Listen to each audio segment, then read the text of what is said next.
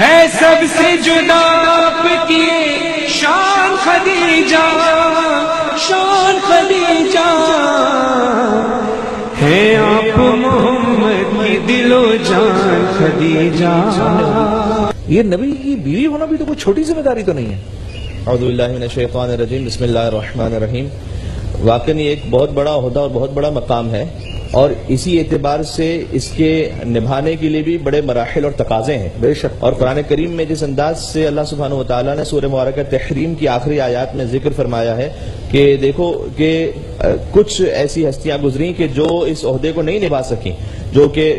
ضرب اللہ مثلا للذین کفروا امرأۃ نوح وامرأۃ لوط كانتا تحت عبدین من عبادنا صالحین فخانتاہما فلم یغنیا عنہما من اللہ شیئا وقیل ادخلا النار مع الداخلین۔ کہ اللہ سبحانہ وتعالیٰ نے کافروں کے لیے حضرت نوح علیہ السلام اور حضرت لوط علیہ السلام کی بیویوں کی مثال پیش کی۔ بے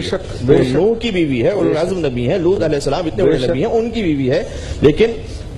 کانتا تحت عبدین من عبادنا صالحین،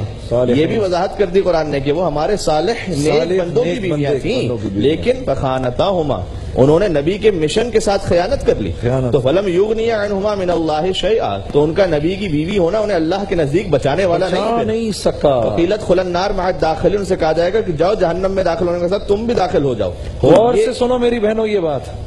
جی۔ تو یہ یعنی یہ کہ نسبت کے ساتھ جب تک وہ کردار اعلیٰ اور عرفہ نہ ہو تو اس وقت تک وہ اللہ سبحانہ وتعالیٰ کے نزدیک مقام نہیں ملا کرتا۔ اچھا بالکل اس کے مقابلے میں وضرب اللہ مثلا للذین آمنوا امرأۃ فرعون،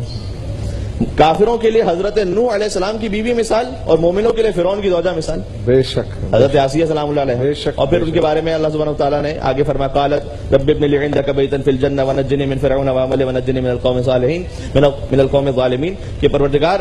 فرعون کا جو اس وقت گھر تھا وہ اس روئے زمین پر سب سے اچھا گھر تھا، محل تھا، لیکن فرمایا کہ مجھے اس محل میں نہیں رہنا، تو رب ابن لی عندک بیتا فی الجنہ، تو میرے لیے جنت میں ایک گھر بنا دے اپنے پاس۔ تو یہ تو ایک تفصیل ہے۔ جہاں تک حضرت خدیجہ سلام اللہ علیہ کا تعلق ہے تو سورہ مبارکہ والضحیٰ واللیل اذا سجی، اس میں آگے اللہ سبحانہ وتعالیٰ نے یوں ذکر فرمایا کہ الم یجدک یتیما فآویٰ، کہ اے رسول کیا آپ وہ وقت یاد نہ کیجئے گا کہ جب آپ یتیم تھے تو ہم نے آپ کی پرورش کا انتظام فرمایا، یعنی وہ فعل کہ جو حضرت ابو طالب علیہ السلام نے انجام دیا تھا اللہ نے اسے اپنی طرف منسوب کیا کہ ہم نے آپ کی پرورش فرمائی۔ ووجدک ضالا فہدی ووجدک عائلا فاغنی، کہ آپ تنگ دست تھے ہم نے آپ کو غنی بنا دیا۔ اور تفسیر کبیر علامہ فخر الدین رازی واغناہ بمال خدیجہ، انہوں نے آگے لکھا ہے کہ اللہ سبحانہ وتعالیٰ نے حضرت خدیجہ سلام اللہ علیہ کے مال کے ذریعے سے حضور کو غنی بنایا، اور یہ بہت بڑا سبق ہے آج کے ہمارے مسلمانوں کے لیے، مردوں کے لیے بھی اور خواتین کے لیے بھی، کہ اس زمانے میں کہ جہاں پوری جو ٹریڈ جو بزنس کا جو تصور تھا، بولوں میں جی جی جی ٹھیک ہے، اچھا ٹریڈ اور بزنس کا جو تصور تھا اس میں سود، دھوکہ دہی، فراڈ، یہ بہت عام کلچر تھا کفار مکہ کا۔ اچھا لوٹ مار، مطلب یہ ظاہر جاہلیت کا زمانہ کہا جاتا ہے، تو یہ تو ایک بڑا عام طریقہ کار تھا۔ اس زمانے میں اتنا پیور خالص سچائی کے ساتھ بزنس کرنا، اور وہ بزنس بھی ایسا ہو کہ 80,000 اونٹوں پر مشتمل قافلہ تجارت ہو، اور 4 ملکوں سے اس زمانے میں تجارتی تعلقات ہوں، 80,000 اونٹوں پر قافلہ، جس کی خود سربراہی پھر حضور نے بھی فرمائی تھی، بعد میں خود حضور بھی ان کا قافلہ تجارت لے کر گئے تھے، یہ ازدواج سے پہلے کی بات ہے، اور 4 ملکوں سے جس خاتون کے تجارتی تعلقات ہوں۔ اب آپ تصور فرمائیے کہ اس مقام اور اس لیول پر ایک خاتون آ کر اور پھر جب قربانی دینے کی منزل آ جائے، یعنی دیکھیں ایک مرتبہ ہوتا ہے نا ایک انسان ایک اسٹیٹس میں زندگی گزار چکا، میں یہی بات اصل میں چاہ رہا تھا۔ شعیب ابی طالب میں 3 سال بغیر کھائے پیے 3 سال گزارنے، اور وہ وہاں پر یہ ہو کہ ایک لباس ہی میں کتنی مدتوں گزارنا پڑے، اور کھانے پینے کو نہ ہو، جڑی بوٹیاں کھا کر گزارا کرنا پڑے، جبکہ کھلانے والی تھی ایک زمانے میں یوں کھلانے والی، اور ہزاروں اونٹوں پر مشتمل قافلہ تجارت، اور وہی زہریلی ایک جڑی بوٹی چونکہ تناول فرما لی، لہذا ان کی وہاں پر وفات ہوئی، اسی سبب سے تو وفات ہوئی۔ اچھا، اور پھر اس انداز سے قربانی، اور کبھی بھی زندگی میں ایک موقع ایسا نہیں ملتا کہ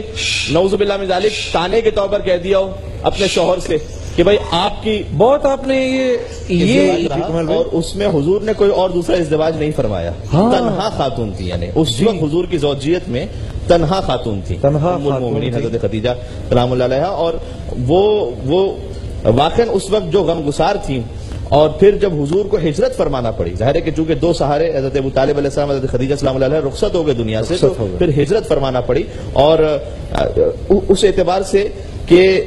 باقاعدہ حضور بعد میں کہا بھی کرتے تھے کہ خدیجہ نے اس وقت میرا ساتھ دیا کہ جب سب کافر تھے، اس نے اس وقت میری تصدیق کی جب تکذیب کرنے والے تھے. اور پھر ایک بات، آخری بات وہ یہ کہ اللہ سبحانہ و تعالیٰ نے ان کے ذریعے سے فاطمہ زہرا سلام اللہ علیہ جیسی بیٹی عطا فرمائی. دو انتہائی مختصر نقطے میں کسی اور کی بیٹی ہونا، کسی اور کی ماں ہونا اور ہے، اور فاطمہ کی ماں ہونا اور.